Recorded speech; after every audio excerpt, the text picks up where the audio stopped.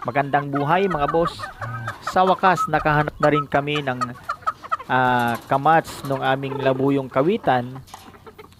Sa dami ng aking napagtanungan na mga ngaso, mga ngati ng labuyo, ay lahat sila nag-confirm na ganyan po talaga ang itsura nung kanilang mga nahuhuli na inahing mga labuyo sa bundok.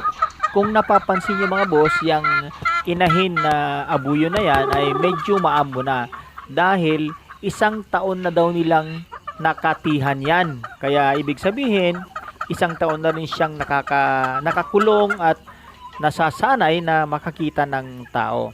Hopefully ay makapagpalabas kami ng kanilang mga anak bilang kasama sa aming research and development.